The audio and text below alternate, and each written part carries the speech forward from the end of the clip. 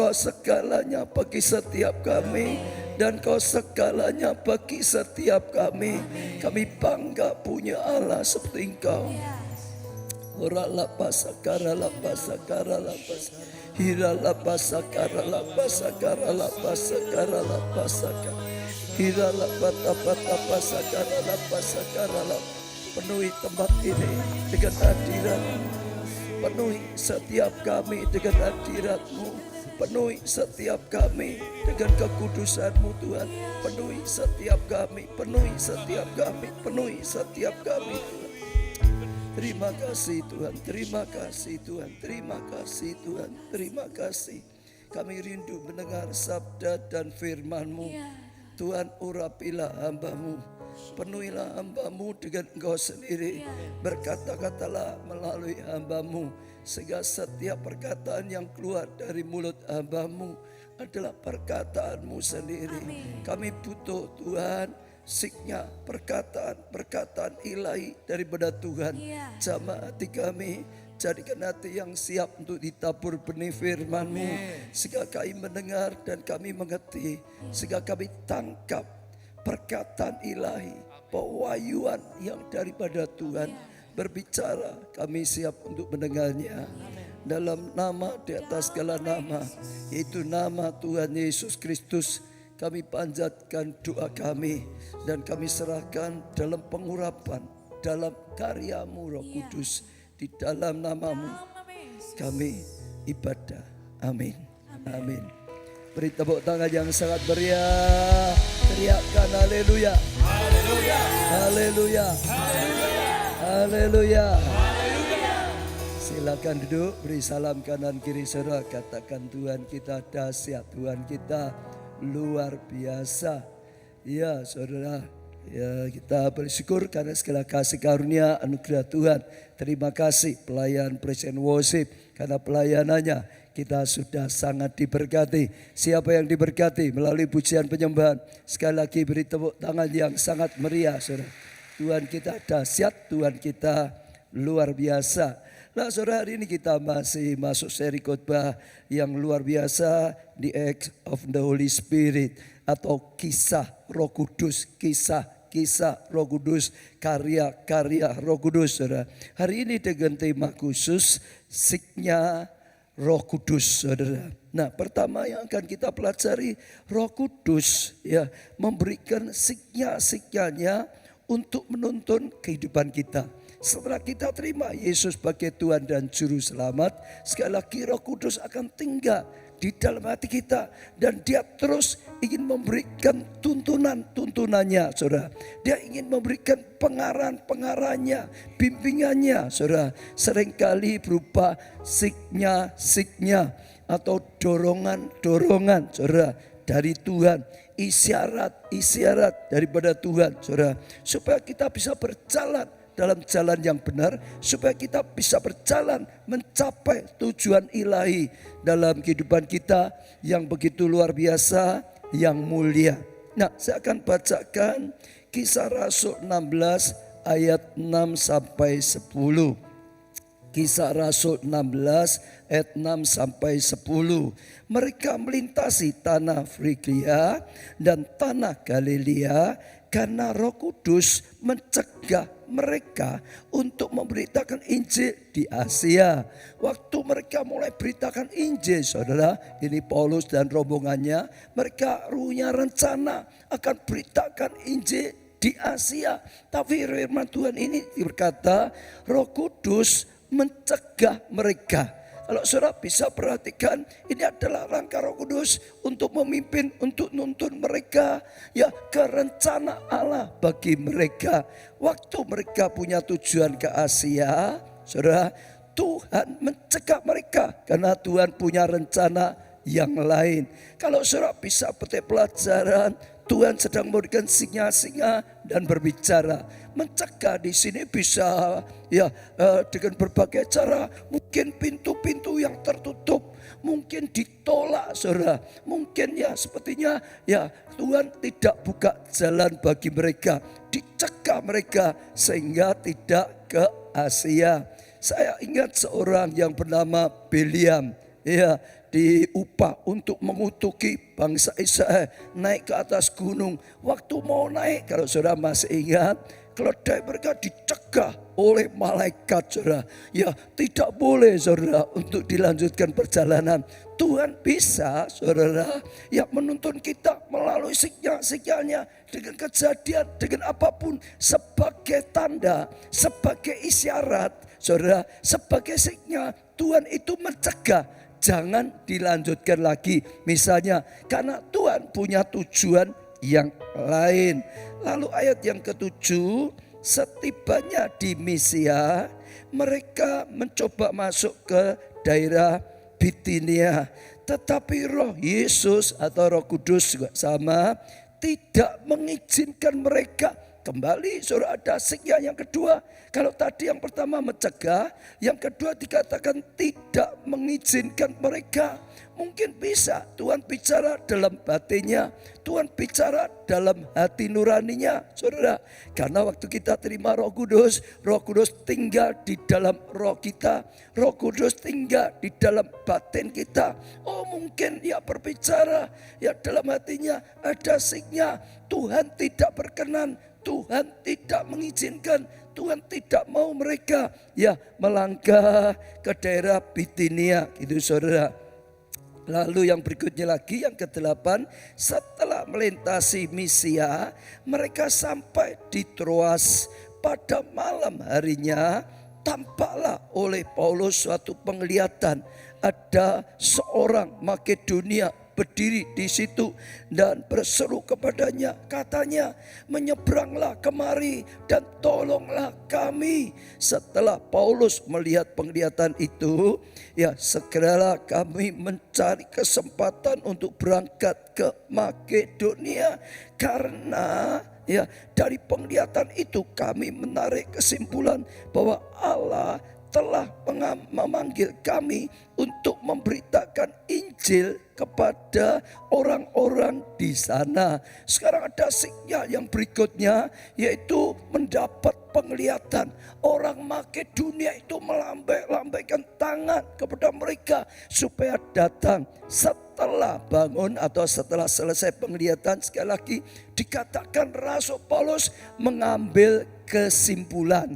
Kenapa? Bukan perkataan nyata, bukan perkataan langsung. Tuhan datang menampakkan diri kepada Paulus dan berkata, Paulus, jangan ke Asia, jangan ke Bitinia, tapi aku ingin kau ke Makedonia. Tidak, hanya mendapat penglihatan ada orang Makedonia melambaikan tangan, maka itu sinyal, maka itu isyarat yang daripada Tuhan, maka itu dorongan dari Tuhan. Sehingga Rasul Paulus mengambil kesimpulan. Nah, dari kisah-kisah ini kita bisa ambil satu pengertian. Bisa saja kadang-kadang ya Roh Kudus berbicara secara khusus jelas tentang tempatnya, tentang kehendak dari Tuhan. Bisa saja memberikan penglihatan yang jelas. Tuhan datang langsung dalam mimpi, berkata tujuan yang jelas, saudara. Itu bisa saja. Atau malaikat datang langsung menampakkan diri, diberitahukan dengan jelas. Tapi seringkali yang dilakukan oleh Tuhan itu hanya memberikan feeling. Tuhan itu hanya memberikan sinyal-sinyal. Tuhan itu hanya memberikan isyarat. Atau Tuhan hanya berbicara dalam hati kita saja. Ada sinyal-sinyal seperti yang dialami oleh Rasul Paulus. Dan waktu dia ambil satu kesimpulan, ini adalah suara Tuhan, ini adalah petunjuk Tuhan, bahwa Tuhan ingin mereka beritakan Injil di Makedonia, dan mereka segera ya taati dengan iman, mereka melangkah beritakan Injil di Makedonia.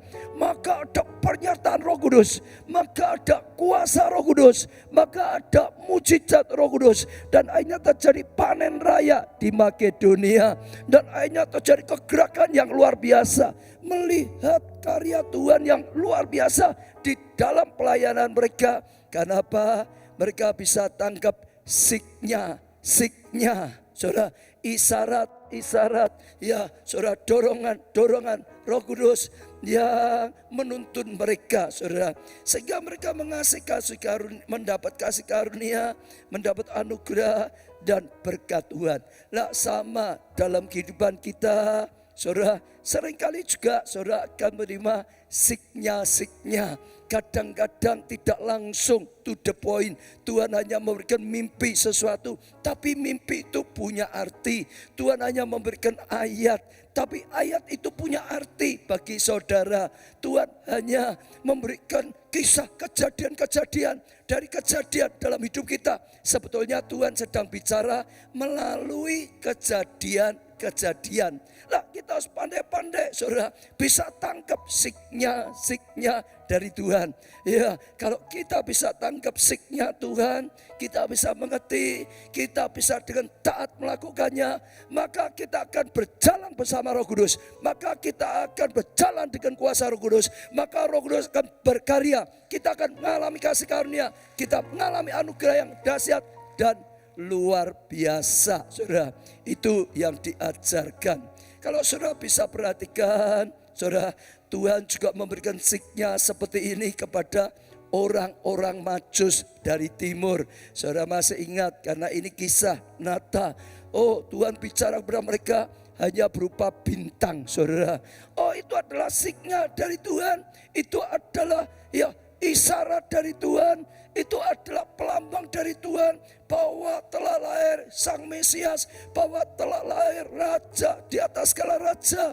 Itu adalah isyarat bagi mereka, ditunjukkan pada mereka. Dan waktu mereka melihat signya, pertanda pelambang ini, mereka percaya, mereka mengikutinya dengan taat, saudara. Dan akhirnya sampailah mereka kepada Mesias. Mereka temukan kasih Allah, mereka temukan rencana Allah, mereka mendapat kasih karunia dan anugerah yang luar biasa dalam kehidupan mereka.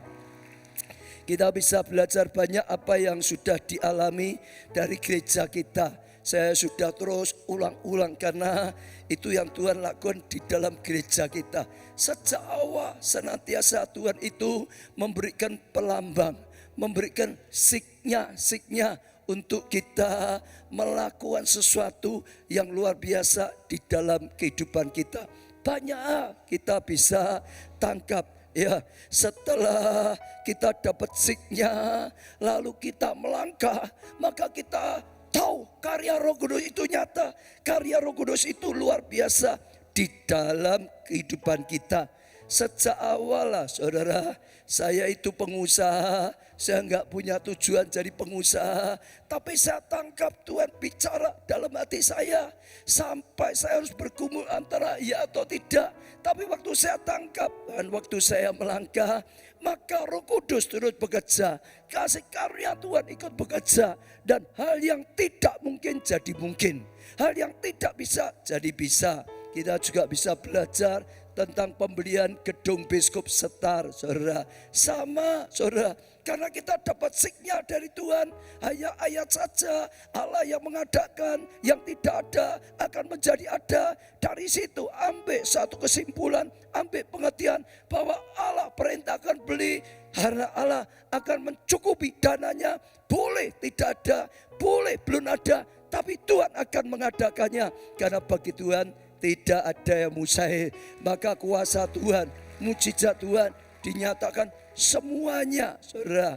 Ya, untuk pembangunan gedung ini juga sama, saudara. Oh, Tuhan berkarya, Tuhan bicara. Waktu kita tangkap signya, ini waktunya membangun dan kita taat melakukan, maka kuasa Tuhan, mujizat terjadi.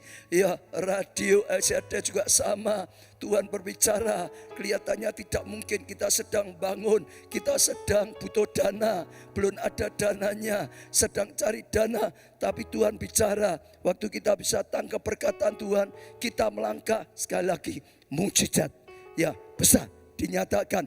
Roh Kudus berkarya, pelayanan televisi, sekolah SKPNK, sekolah tinggi teologi, ya STT Asyadai, buka ya berbanyak gereja dari di berbagai macam tempat. Kembali saudara tangkap, karena kita dapat dulu saudara perkataan Roh Kudus, tuntunan Roh Kudus, rema dari Tuhan, dan kita mulai taat melakukannya. Sekali lagi Roh Kudus berkarya, dan itu satu yang luar biasa. Maka seri khotbah dalam bulan ini saudara tangkap, ya belajar juga seperti yang Tuhan ya tuntun gereja kita, langkah demi langkah mengadakan konferensi gereja saya internasional, saudara. Ya, waktu kita tangkap, kita taat lakukan, orang-orang dari berbagai negara lain pada datang di gereja kita kembali. Karena apa? Kita tangkap siknya dari Roh Kudus, kita taat melakukannya, maka kita mengalami kisah Roh Kudus, maka kita mengalami karya Roh Kudus, maka kita mengalami rencana Allah yang luar biasa dalam kehidupan kita, saudara. Saya percaya itu anugerah yang besar. Sesi pertama kita belajar, saat Roh Kudus turun atas kita, maka kita terima kuasa. Tiba-tiba ada kuasa. Bahkan saat Roh Kudus turun atas kita, selain ada kuasa, Tuhan juga mulai berbicara lebih keras lagi. Tuhan juga akan memberikan nasihat lebih kuat lagi. Tuhan juga akan mengarahkan kita lebih keras lagi, berbicara lebih keras lagi. Lah, kita harus bisa tangkap perkataan Roh Kudus. Tuntunan Roh Kudus, apa yang dikatakan Roh Kudus. Kalau kita melangkah, sekali lagi karya Roh Kudus nyata, mujizat nyata, rencana Tuhan nyata. Seri kedua kita juga diajarkan bagaimana kita bisa tangkap suara Roh Kudus. Saudara masih ingat? Yaitu hati kita, pikiran kita, perhatian kita harus terarah kepada Tuhan. Harus condong kepada Tuhan. Seperti channel radio, kalau kita arahkan kepada siaran yang rohani, maka kita akan dengar terus, saudara. Oh, pujian penyembahan rohani, kita akan dengar terus firman Tuhan, firman Tuhan, firman Tuhan. Kita akan dengar terus perkataan Tuhan. Tapi kalau channelnya kita rubah, ke channel misalnya berita dunia, ke channel misalnya film horor atau lagu-lagu yang dunia misalnya, kita akan dengar juga. Tapi berita dunia yang kita dengarkan, saudara, karena channelnya condongnya ke sana, saudara. Sekalipun ada radio rohani LCDFM yang siaran rohani terus, ada firman terus ada firman. Tapi kalau kita channelnya tidak ke LCDFM, nggak pernah dengar, saudara. Channelnya ke berita dunia terus, dengarnya berita dunia. Berita dunia harus mengarahkan channelnya kepada Tuhan, kepada Roh Kudus. Lah, hari ini saudara, kita akan belajar satu lagi yang penting supaya kita bisa tangkap, yaitu penyerahan yang total. Saya ulangi, penyerahan total. Rahasia menangkap dan mengikuti siknya Roh Kudus adalah penyerahan total. Ada penyerahan yang total, saudara. Kalau kita ada penyerahan yang total, memiliki penyerahan yang total kepada Tuhan, maka akan mau membuat kita mudah tangkap, saudara. Oh, perkataan Roh Kudus, mudah tangkap siknya Roh Kudus, dan akan mendatangkan anugerah dan berkat bagi setiap kita, saudara. Saya bacakan Yesaya 50 ayat 4 sampai 5. Demikian bunyinya. Tuhan Allah telah memberikan kepadaku lidah seorang murid. Ini luar biasa, jarang ayat ini. Lidah seorang murid, artinya lidah ini mengucapkan hari hasil pemuritan, saudara. Lidah seorang murid, supaya dengan perkataan aku dapat memberikan semangat baru kepada orang yang letih lesu. Jadi perkataannya jadi membangun, perkataannya jadi menghiburkan, perkataannya memberikan kekuatan karena punya lidah seorang murid, saudara. Setiap pagi ia mempertajam pendengaranku. Ternyata kuncinya adalah setiap pagi pendengarannya dipertajam, saudara, untuk mendengar seperti seorang murid. Artinya, saudara, setiap pagi dia mendengarkan nasihat Tuhan, dia mendengarkan firman Tuhan. Setiap pagi pendengarannya dipertajam, setiap pagi pendengarannya dipertajam, saudara. Saya lanjutkan dulu ayat yang kelima. Tuhan Allah telah membuka telingaku, sehingga telinganya dibuka, bisa mendengarkannya. Dan aku telah tidak memberontak, sehingga bisa mentaatinya, saudara. Percaya dan mentaatinya, tidak berpaling ke belakang, tidak kembali ke hidup lamanya. Saudara, kalau saudara bisa tangkap arti ayat ini, artinya begini. Mengapa dia punya telinga yang tajam? Mengapa dia bisa mendengar perkataan Tuhan? Mengapa dia bisa feelingnya tajam dengan sinyal yang Tuhan berikan? Telinganya senantiasa bisa mendengar. Yaitu karena setiap pagi, saudara dengar dulu. Setiap pagi dia senantiasa duduk diam di bawah kaki Tuhan. Setiap pagi senantiasa belajar mendengar perkataan Tuhan. Ini adalah ciri-ciri orang yang punya penyerahan total kepada Tuhan. Karena hidupnya sudah diserahkan total pada Tuhan. Karena harinya sudah diserahkan total kepada Tuhan. Maka dia tidak ambil keputusannya sendiri. Setiap hari bangun tidur, datang dulu pada Tuhan. Dengarkan perkataan Tuhan, petunjuk Tuhan. Apa yang harus dilakukannya, apa yang Tuhan ajarkan, apa yang Tuhan inginkan. Karena punya penyerahan total. Ya, dirinya adalah miliknya Tuhan. Rencananya adalah rencana Tuhan. Yang dilakukan harus kehendak Tuhan, saudara. Maka baru ambil langkah seperti itu.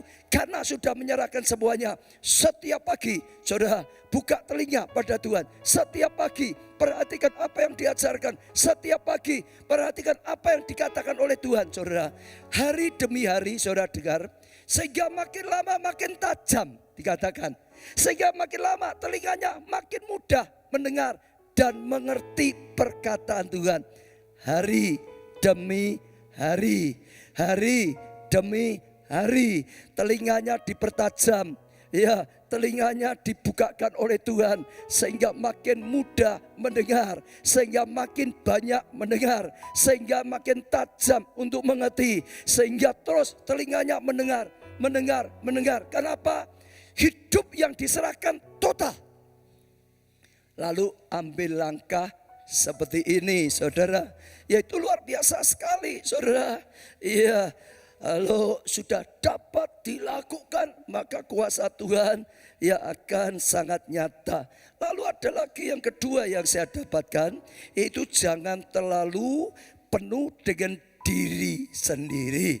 Artinya, saudara, yang seringkali menjadi penghambat bagi kita untuk menangkap signal dari Roh Kudus adalah karena terlalu penuh dengan diri sendiri.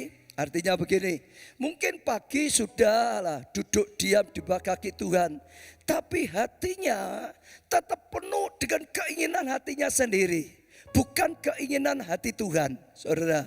Memang pagi mungkin doa, tapi pikirannya yang dipikirkan, pikirannya dipenuhi dengan pikirannya sendiri, dipenuhi dengan pengetahuannya sendiri, dipenuhi dengan masuk akal atau tidak masuk akalnya sendiri, saudara. Sehingga pikiran Tuhan nggak bisa lagi masuk, pikirannya sudah punya standar sendiri, doktrin sendiri, pengetahuan sendiri. Hatinya sudah punya keinginan sendiri, sudah dipenuhi dengan keinginan sendiri. Keinginan Tuhan sudah nggak bisa masuk lagi. Jangan penuhi diri kita dengan diri kita sendiri. Kita harus belajar mengosongkan diri. Saya ulangi, kita harus belajar mengosongkan diri kalau kita ingin mendengar suara Tuhan, menangkap tuntunan Tuhan. Keinginan kita harus dilepas dulu, saudara. Dikosongkan dulu supaya saat ada keinginan Tuhan mau masuk, bisa masuk hati kita. Pikiran kita dikosongkan dulu. Jangan kita ngotot dengan pikiran kita, pendapat kita sendiri. Ini yang benar, itu yang keliru. Jangan, kosongkan dulu. Biar diisi pikiran Tuhan, biar diisi hikmat Tuhan. Kalau diri kita, saya kembali, sudah penuh dengan diri kita sendiri, pikiran kita sendiri, keinginan kita sendiri, rencana cita-cita kita sendiri, saudara, semua dari kita sendiri, Tuhan itu nggak bisa masuk. Perkataannya nggak bisa masuk, saudara, petunjuknya nggak bisa masuk. Boleh punya telinga, tapi dalamnya sudah penuh, saudara, tetap saja nggak bisa kita menerimanya. Harus belajar apa? Mengosongkan diri. Harus belajar apa, saudara? Mengosongkan diri. Sekali lagi harus belajar apa, saudara? Mengosongkan diri. Baru kita bisa tangkap suara Tuhan masuk dalam pikiran hati kita. Betul saudara? Saya beri contoh yang paling mudah yang seringkali terjadi. Kalau ada orang datang konseling, Pak, saya kok ya sekarang dekat dengan dia. Ini dari Tuhan atau bukan? Ayo, seringkali gitu ya orang-orang muda ya. Ini dari Tuhan atau bukan gitu saudara. Tanya saudara. Tapi sekali lagi saudara, supaya bisa mengerti ini dari Tuhan atau tidak, hatinya harus dibersihkan dulu. Kalau di dalam hatinya sudah memang pokok aku cinta dia, pokok aku sudah nikah dengan dia, hatinya sudah punya keputusan dengan dia, tanya percuma. Tanya Tuhan, saudara nggak bisa dengar. Suara hatimu akan keras. Dia jodohku, pokok nikah dengan dia jodohku. Tuhan ngomong ya atau tidak, saudara nggak dengar. Pendeta mau ngomong apapun enggak, tanya pendeta itu hanya tujuannya supaya dia akan pendeta. Supaya disupport pendeta saja. Nanti bisa ngomong dengan orang tuanya, loh Pak pendeta juga ngomong gini loh. Jadi sudah gitu saudara. Itu sudah nggak bisa dengan suara Tuhan. Itu hanya suara diri kita sendiri. Bisa tangkap saudara? Baik itu jurusan sekolahan, baik itu mau buka usaha, mau melangkah apapun saudara. Harus belajar kosongkan diri kita. Bersihkan pikiran kita sendiri. Keinginan kita sendiri. Buka telinga seperti bejana yang kosong, yang siap diisi oleh Tuhan. Baru saudara kita bisa terima perkataan Tuhan. Baru kita bisa terima saudara petunjuk dari Tuhan. Amin. Kalau tidak, suaranya hanya suara kita sendiri. Contoh ya saudara, contoh. Kalau tadi tantangan musiknya ya semua personal worship keras sekali. Saudara bisa dengar suara saya atau tidak? Saya mau tanya lagi. Kalau tadi musiknya keras sekali, saudara bisa dengar suara saya atau tidak? Gak bisa. Tapi kalau saya berkata berhenti semua, hanya saya sendiri. Saya ngomongnya pelan seperti ini, saudara dengar enggak? Tentu dengar saudara, betul? Tapi kalau ada suara yang keras, keinginan kita yang keras, pikiran kita yang keras, yang ngotot terus, berbicara terus, kita enggak bisa dengar Tuhan. Harus diberhentikan dulu, harus ditaruh dulu, harus dikosongkan dulu. Betul? Kalau saudara di pasar, di tempat yang ramai juga sedang pujian penyembahan, saudara mau punya handphone, mau dengarkan khotbah, sekalipun saudara sudah download aplikasi, ya saudara, semua mau dengarkan bisa enggak kadang-kadang? Enggak dengar saudara, ada signalnya ada, di situ ada khotbahnya, tapi saudara kadang-kadang enggak bisa dengar karena di luar sibuk sekali, ada suara yang lebih keras. Tapi kalau saudara masuk kamar sendirian, tutup pintunya, apalagi ruangan AC yang kedap, saudara pasti suaranya jelas. Pasti saudara bisa mendengar. Betul ya saudara ya. Kalau sedang ya ribut, sedang pujian penyembahan, ini kadang-kadang jatuh pulpennya kita nggak bisa dengar. Tapi kalau sepi semua diam, saudara nggak usah pulpen, jarum gitu jatuh aja bisa dengar. Di rumah kalau kita sedang tenang, sepi, nggak ada suara yang lain, kosong, nggak ada suara yang lain. Detak jam, tak, tak, tak, saudara dengar. Detak jantung, saudara bisa dengar. Lalu juga detak jantungnya Tuhan, saudara bisa dengar. Lalu juga perkataan Tuhan, saudara bisa dengar. Kalau apa? Kita mengosongkan diri, membersihkan. Maka serahkan segala sesuatu dalam tangan Tuhan. Punya penyerahan yang total. Kalau tidak, nggak bisa dengar suara Tuhan. Malah mungkin suara dunia, malah mungkin suara ya iblis, malah mungkin suara hawa nafsunya sendiri. Katakan sebelah, lebih baik ikut kelompok saya saja. Sudah nggak usah kemana-mana, lebih aman gitu saudara. Katakan kanan kiri saudara. Amin saudara. Ya, tapi kembali pada firman Tuhan tadi saudara. Bersihkan. Kalau tidak, kita nggak bisa dengar. Kalau kita bersihkan, kita akan mendengar. Dan kalau kita lakukan, kita mengalami kasih karunia, kita mengalami anugerah, kita mengalami berkat yang luar biasa, saudara. Dan itu mendatangkan berkat bukan berarti saudara kita nggak boleh punya rencana. Boleh saudara. Paulus sudah punya rencana ke Asia. Paulus punya program. Paulus punya perhitungan sendiri. Tapi dia tiap pagi tetap cari petunjuk Tuhan. Betul atau tidak. Berkenan di hadapan Tuhan atau tidak. Bahkan bukan hanya tiap pagi, senantiasa dia berkata, aku senantiasa hidup dalam roh. Aku senantiasa berkata-kata dalam roh. Aku senantiasa bekal minta petunjuk dari roh. Maka dia bisa dapat sinyalnya. Maka dia bisa dapat petunjuknya Tuhan. Maka dia terus bisa meluruskan saudara. Dan itu sesuatu yang luar biasa. Tapi sekarang saya ingin menekankan pelajaran yang paling penting, yaitu karena Rasul Paulus punya penyerahan diri yang total. Semuanya untuk Tuhan. Semua dari Tuhan untuk Tuhan. Dirinya adalah milik Tuhan. Dia sudah ditebus saudara. Maka dia bisa berkata, bagiku hidup adalah Kristus. Hidupku milik Kristus. Rencananya rencana Kristus. Bagiku hidup itu Kristus, titik. Dia punya penyerahan yang total. Maka dia senantiasa cari petunjuk dari Tuhan. Dia mengosongkan dirinya. Dia izinkan Tuhan mengisi hatinya. Dia izinkan Tuhan mengisi pikirannya. Dia mengizinkan Tuhan yang punya rencana dalam kehidupannya.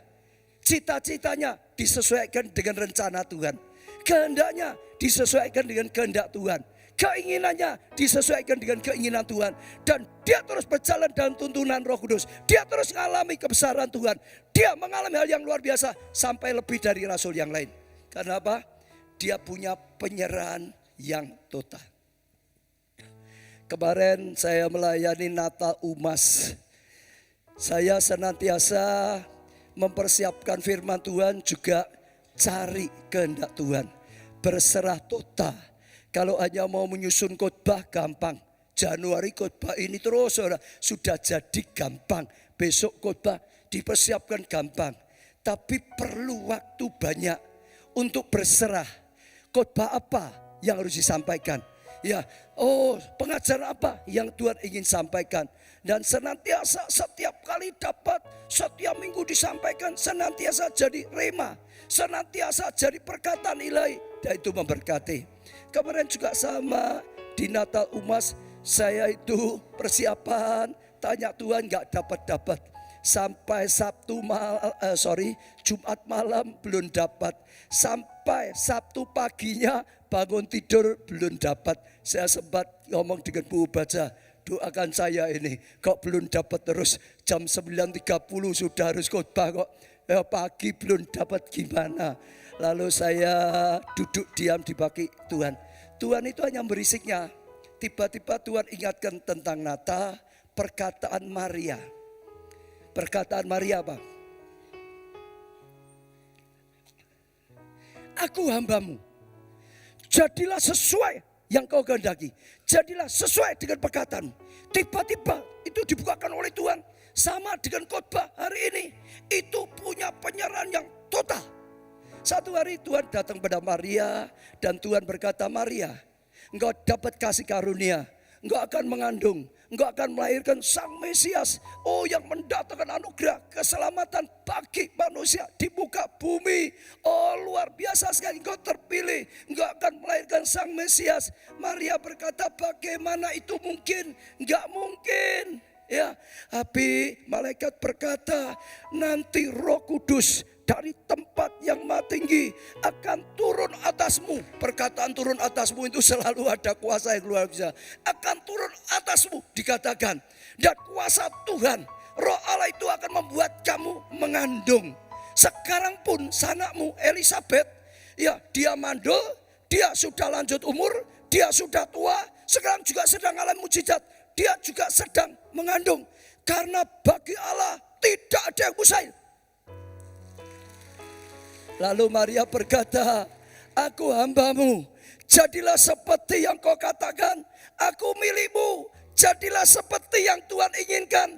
Aku ini milikmu, aku ini hambamu. Saudara tahu zaman dulu hamba ini seringkali diartikan seperti budak. yang sudah tidak punya dirinya karena sudah dibeli. Kita ini sudah dibeli oleh Tuhan dengan harga yang lunas. Kita tidak punya hak atas diri kita sendiri sebetulnya. Kita itu milik Tuhan, yang punya hak adalah Tuhan. Apa yang dikatakan Maria harusnya itu menjadi perkataan kita semua. Aku milikmu, aku hambamu. Oh, yang sudah kau beli, jadilah seperti yang kau katakan.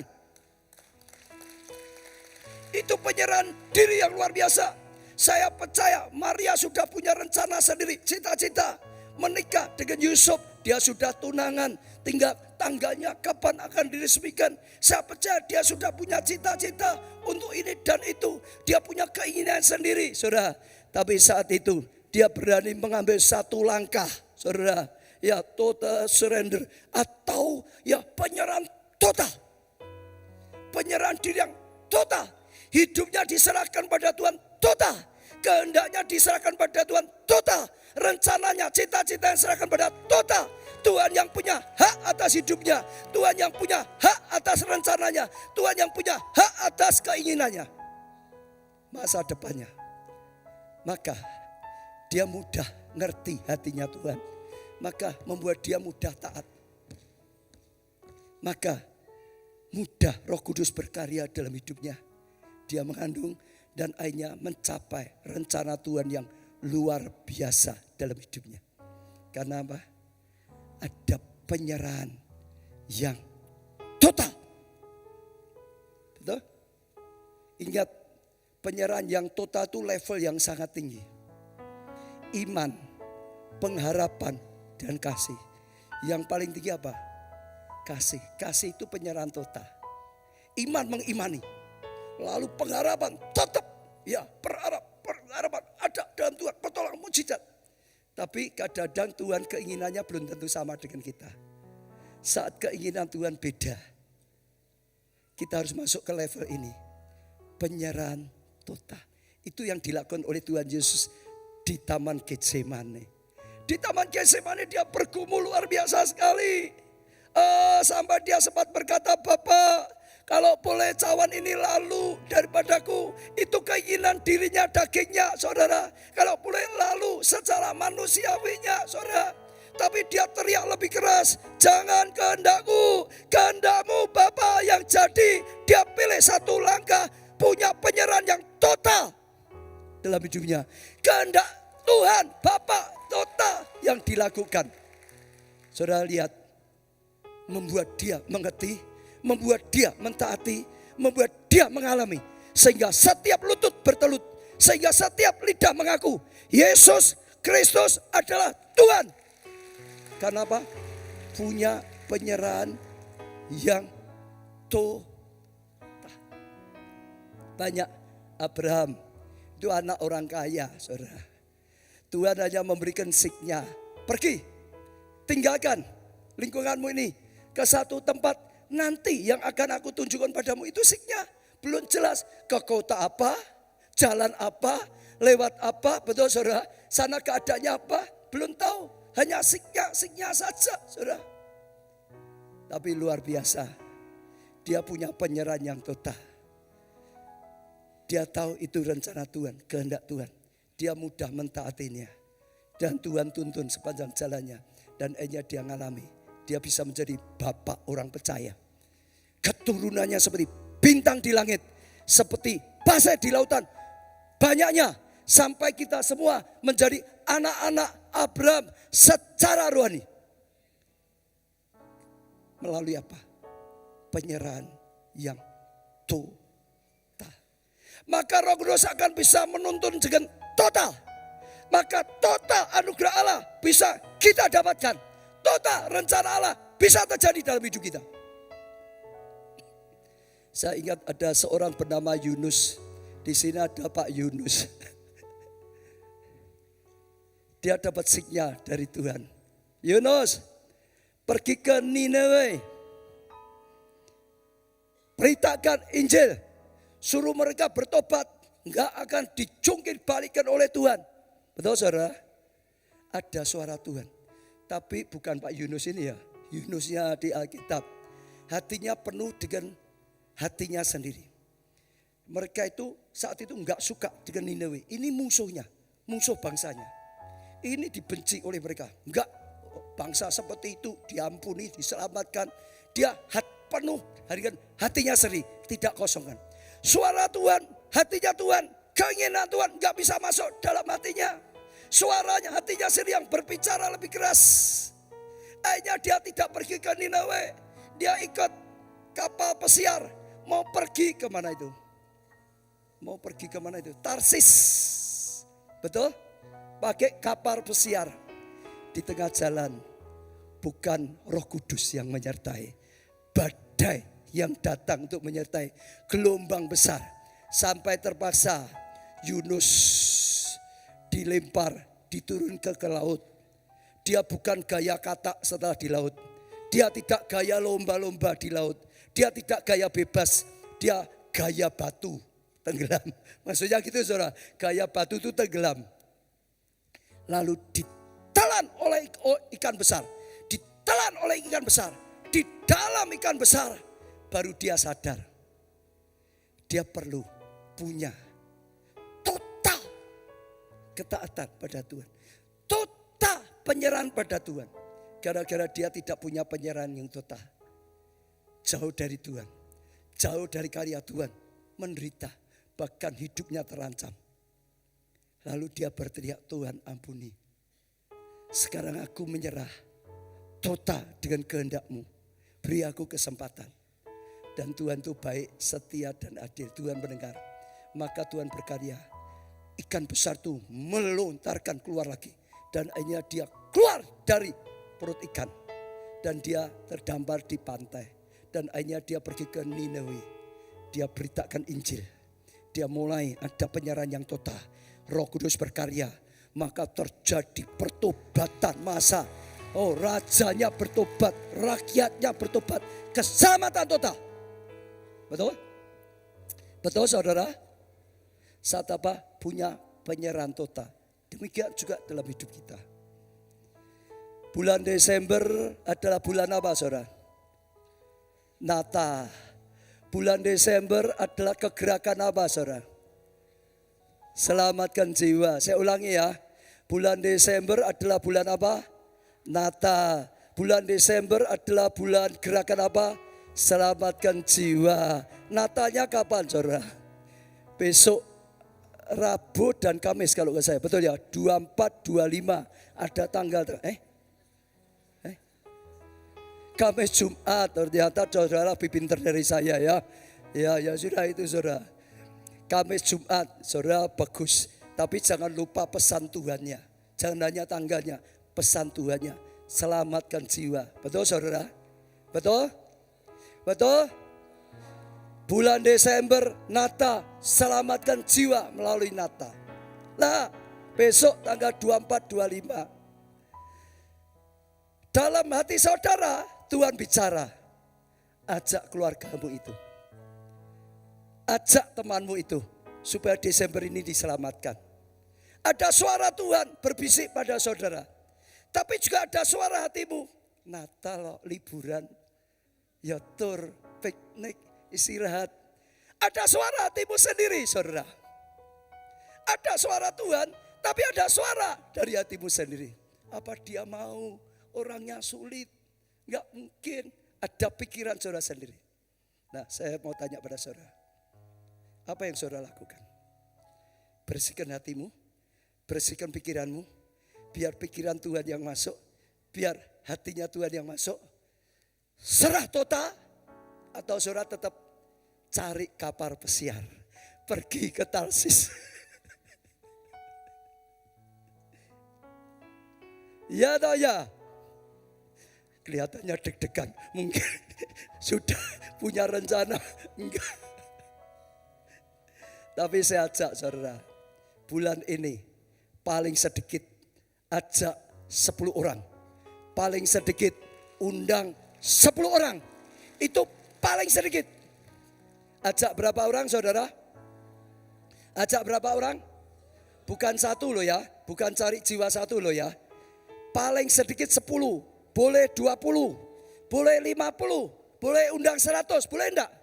Boleh.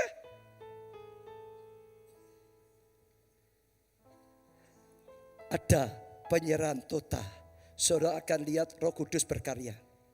Saudara akan lihat Tuhan bekerja.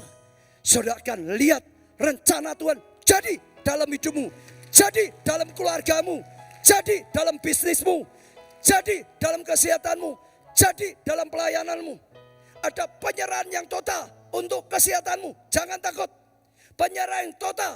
Khawatirmu diserahkan. Tuhan berkata, jangan kamu khawatir. Serahkan total pekerjaanmu. Serahkan total pelayananmu. Serahkan total studimu. Serahkan total masa depanmu. Kau akan mudah dengar suara Tuhan. Tuntunan Tuhan. Kau akan mudah taat. Dan kau akan mengalami karya Tuhan. Rencana Tuhan. Dalam kehidupan saudara. Ya, banyak yang bisa kita pelajari. Tapi saya akan tutup sedikit saja. Dengan apa yang terjadi. Ya, dalam hidup gereja kita, saudara, beberapa yang saya alami tentang penyerahan total. Saya sudah cerita setelah Tuhan selamatkan saya, Tuhan berkati dengan keluarga, Tuhan berkati dengan pekerjaan, dan saat perusahaan saya sedang melejit, sedang maju-majunya, sedang ada kesempatan yang luar biasa untuk maju jadi perusahaan yang besar. Tuhan memberikan signal, Tuhan memberikan isyarat, Tuhan bicara dalam batin saya. Tinggalkan itu. Jadilah hamba Tuhan. Layani aku. Jadilah pendeta, gembala sidang. Saudara jangan ikut-ikut saya kalau tidak disuruh Tuhan ya saudara. Tiap orang panggilannya beda-beda. Tapi ini cerita apa yang saya alami. Saat itu saudara sudah dengar banyak. Terjadi peperangan. Daging gak mau. Enak jadi pengusaha. Betul? Daging tetap gak mau. Tapi ada kemauan dari Tuhan. Peperangan batin. Saya sudah sering berkata, sering kali jam 11 malam saya bawa mobil keluar keliling kota Solo. Mencucurkan air mata, nangis. Itu adalah pergumulan. Oh, seperti yang dilakukan Tuhan Yesus di Taman Getsemani. Antara ya Tuhan, ya Bapa, atau keinginan sendiri, saudara. Pergumulan. Sampai satu hari Roh Kudus berkata lagi, apakah engkau mengasihi Tuhan? Saya berkata mengasihi. Tuhan sudah selamatkan, sembuhkan, berkati. Lalu Roh Kudus ingatkan saya, kalau kau bisa sembuh itu karena Tuhan. Engkau bisa bangun keluarga baik karena Tuhan. Engkau bisa punya perusahaan karena Tuhan. Perusahaanmu sangat maju karena Tuhan. Tanpa Tuhan tidak bisa. Engkau sudah diberkati luar biasa karena Tuhan. Kalau sekarang Tuhan mau pakai hidupmu, kamu tidak mau. Kamu ada orang yang tidak tahu diri. Saya kaget. Hanya saya melangkah. Ambil keputusan. Penyerahan yang total. Hidupku milik Tuhan. Keluargaku, pekerjaan, keuangan semua dari Tuhan. Milik Tuhan. Saya serahkan. Saya melayani. Membuat saya bisa melangkah. Saudara. Membuat saya bisa mengalami karya Tuhan. Membuat saya bisa mengalami rencana Tuhan. Kalau dulu saya enggak mau ambil penyerahan total. Sampai hari ini tidak ada namanya pendeta Obaja. Enggak ada. Betul? Enggak ada. Hanya karena apa? Penyerahan total. Saya mau cerita satu lagi. Ini yang ada kaitannya saja dengan penyerahan total. Setelah Tuhan sertai gereja maju terus, Tuhan berkati dengan radio dan semuanya. Tuhan berkati dengan gedung Biskup Setar maksud saya. Tapi penuh enggak cukup lagi. Tuhan beri visi yang terakhir berapa? 20.000. 1.000 digenapi, 5.000 digenapi, 10.000 digenapi, 20.000 kok lama enggak digenapi. Saya tanya dengan Tuhan, Tuhan kenapa 20.000 belum digenapi? Jawaban Tuhan apa? Siapa ingat? Apa? Minta 20.000. Tempatnya cuma muat 1.650. Tuhan tanya saya, bagaimana? Tempatnya cuma 1.650. Mau 5 kali kebaktian juga enggak cukup. Betul? Kalau mau digenapi, bangun gedung yang besar. Sediakan tempat yang besar. Baru bisa dikirim 20.000. Dan Tuhan memberikan sinyal yang kedua. Tiba-tiba di belakang gereja ini ada 4 rumah dijual. Dalam 2 bulan kita beli 4 rumah. Saya tahu itu pertanda dari Tuhan. Bangun. Tuhan sudah memberi sinyal. Bangun. 1 rumah saja kalau bukan Tuhan gak bisa. Kadang-kadang marah, menghina ya. Apa kita mau jual rumah? Kadang-kadang. Tapi ini ditawarkan, malah minta kita beli. Itu sinyal. Lalu mau mulai bangun. Setelah kita bergumul-gumul mau gambar apa, kita ngalami dilema. Sini sudah, kanan kita Sokolan, betul? Ya, nggak mungkin bisa ada sedikit rumah, tapi yang paling pasti Sokolan. Nggak mungkin bisa. Sampai sekarang kan tetap nggak bisa karena itu Sokolan, betul? Kirinya rumah saya. Kirinya siapa? Rumah saya. Itu pergumulan. Artinya kalau mau bangun ya harus rumah itu dikorbankan, diberikan, dipersembahkan, diserahkan baru bisa. Bagi saya itu pergumulan yang berat. Saya diajarkan Tuhan banyak hal. Yang pertama, pengertian saya dirubah. Dulu saya pikir kalau uangnya sedikit memberi Tuhan sulit. Kelak kalau uangnya banyak memberi Tuhan gampang, mudah. Terbalik, keliru. Waktu uang saya masih sedikit, masih gali lubang, tutup lubang, saya berani habis-habisan untuk Tuhan. Waktu sudah mulai maju punya perusahaan, saya berani habis-habisan untuk Tuhan.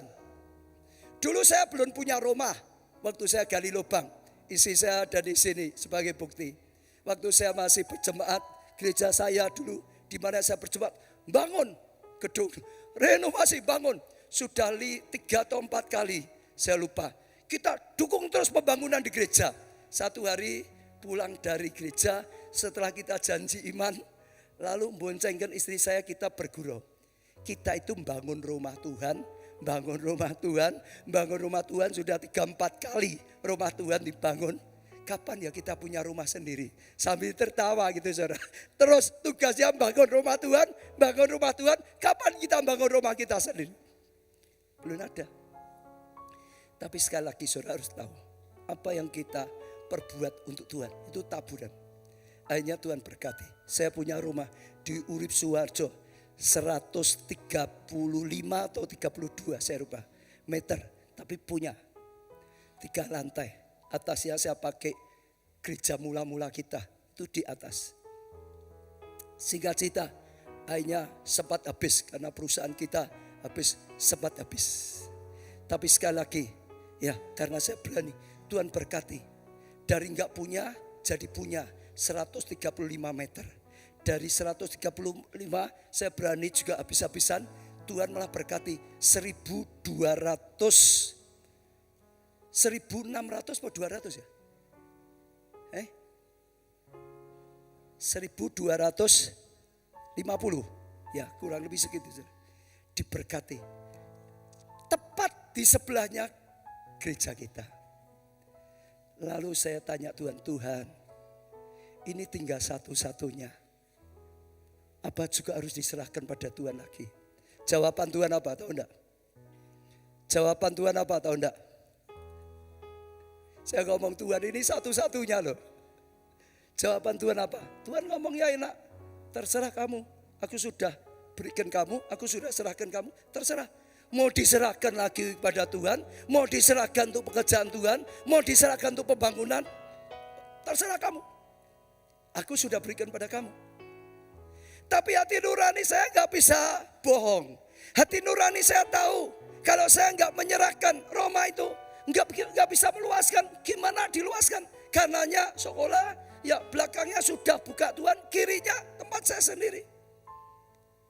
Saya bergumul berbulan-bulan. Sulit. Dulu saya pikir setelah uangnya banyak mudah, keliru. Masih sedikit itu mudah. Sudah banyak sulit.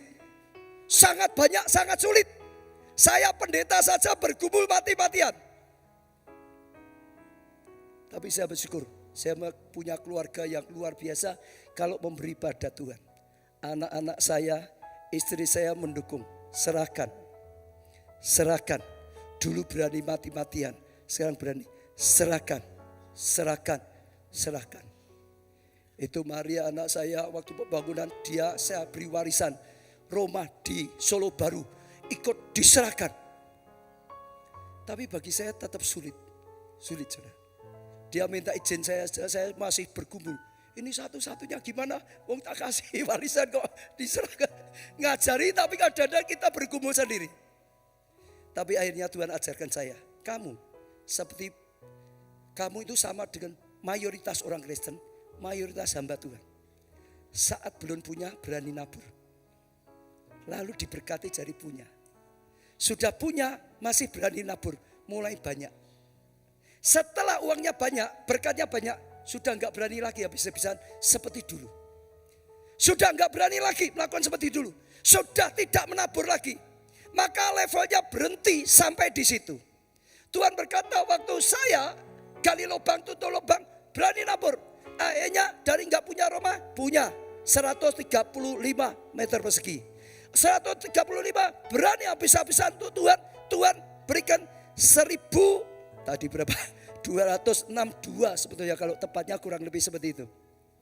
Sekarang setelah rumahnya tanahnya 1262, kalau saya berhenti tidak berani seperti dulu, maka level saya sudah berhenti sampai di situ.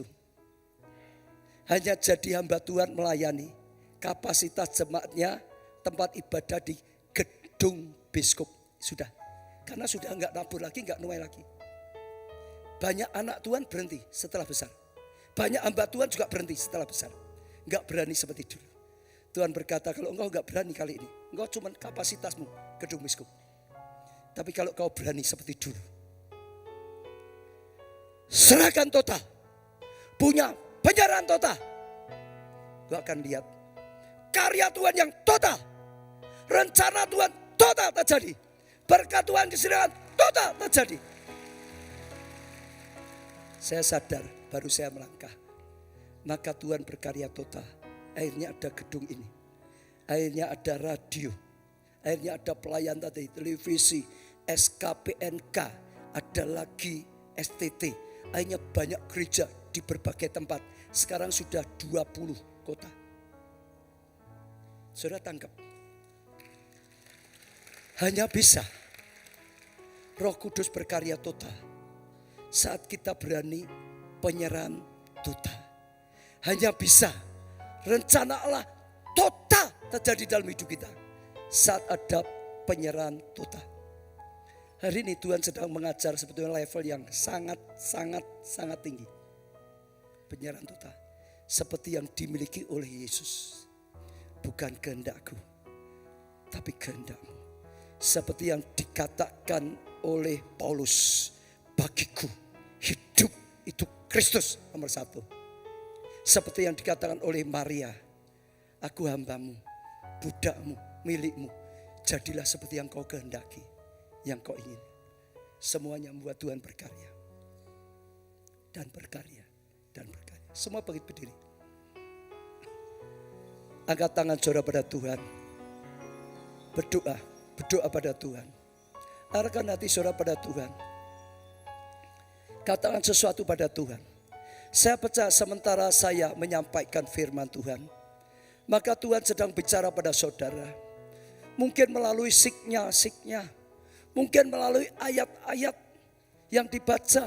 Tuhan bicara pada saudara. Mungkin melalui teladan Alkitab. Seperti Paulus, seperti Maria, seperti Yusuf, seperti Abraham, seperti Tuhan Yesus. Tuhan bicara. Mungkin seperti ilustrasi atau apapun perkataan yang disampaikan. Tuhan memberikan siknya. Hari ini yang terpenting dari firman Tuhan. Miliki penyerahan yang total. Serahkan total. Keinginanmu, hakmu, rumah tanggamu, talentamu, masalahmu, khawatirmu, kekayaanmu, hidupmu, masa depanmu. Kalau saudara berani ambil langkah seperti ini, saudara akan lihat dia berkarya total. Dan total rencana Tuhan terjadi dalam hidup saudara. Amin. Saudara yang siap angkat tangan, kita akan berdoa bersama. Tuhan, lihatlah angkat tangan-tangan kami yang kami angkat. kami menanggapi firman-Mu. Tuhan, pegang tangan kami, teguhkan tangan kami, metrekkan tangan kami Tuhan, metrekkan hati kami, metrekkan keputusan kami. Dan Tuhan berilah pengurapan untuk kami mampu punya penyerahan yang total dalam hidup kami. Untuk kami berkarya sehingga Engkau bisa menuntun total dalam rencanamu. Sehingga kami boleh mencapai rencanamu yang total. Amin. Dan kami melihat kebesaran-Mu itu nyata. Yes. Tuhan, hamba-Mu berhenti berbicara, tapi Tuhan yang menuntun. Sehingga sungguh-sungguh setiap kami punya iman yang militan, yang radikal, punya penyerahan yang total. Dan kami akan lihat total kemuliaan-Mu. Panen raya terjadi. Dalam nama Tuhan Yesus, hamba-Mu sudah berdoa dan bersyukur. Amin.